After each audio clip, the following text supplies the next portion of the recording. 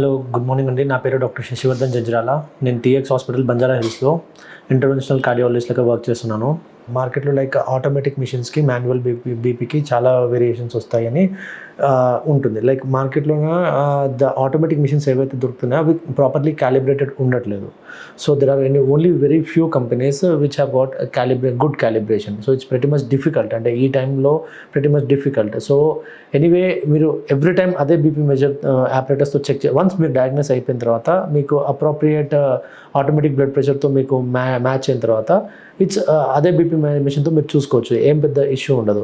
So standard BP machine from a hospital based pharmacy నుంచి కొనుక్కుంటే అది ఇంకా మీకు బెటర్ ఉంటుంది. ఎందుకంటే లైక్ క్యాలిబ్రేషన్ అవన్నీ దాంట్లో చేసుకోవచ్చు మీరు. ఒకవేళ లేదు మాన్యువల్లీ చెక్ చేసుకుంటామంటే అది ఇంకా happy. So manually you can measure the blood pressure and check it. మీకు ఇంకా సెకండ్ థింగ్ ఏంటంటే బీపీ సైకిల్ గురించి తెలియాలి. బీపీ సైకిల్ ఎలా ఉంటుంది అని అంటే లైక్ డే టైంలో బీపీ ఎక్కువ ఉంటుంది, నైట్ టైంలో బీపీ ఫాల్ ఉంటుంది. సో ఆ హై అండ్ లో ఫాల్ని మనం డిప్పర్స్ అంటాము, డిప్పర్. సో ఆ డిప్పింగ్ ఒకవేళ తక్కువ ఉన్నా కానీ, అంటే లైక్ మార్నింగ్ నుంచి ఈవినింగ్ ఫాల్ తక్కువ ఉన్నా కానీ దెన్ ఆల్సో అదొక ఇండికేషన్ అనమాట. ఇప్పుడు ఎర్లీ కొంచెం మీరు ముందే ప్రయర్గా నేను బీపీ నాకు హైపర్ టెన్సివ్ ట్యాబ్లెట్స్ అవి మింగకుండా ముందే లైక్ నేను డయాగ్నోస్ చేసుకోవాలి సార్, ఏదైనా వే ఉందా అని తెలుసుకోవాలనుకుంటే ఒక వే ఉంది.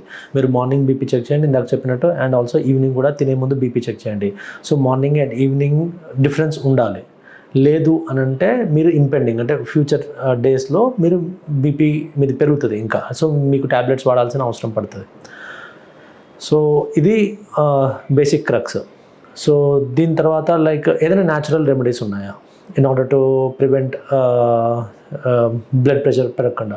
ఆబ్వియస్లీ అందరు చెప్పేది ఏంటంటే స్ట్రెస్ తగ్గించుకోవాలి అని, రెగ్యులర్ ఎక్సర్సైజ్ చేసుకోవాలని.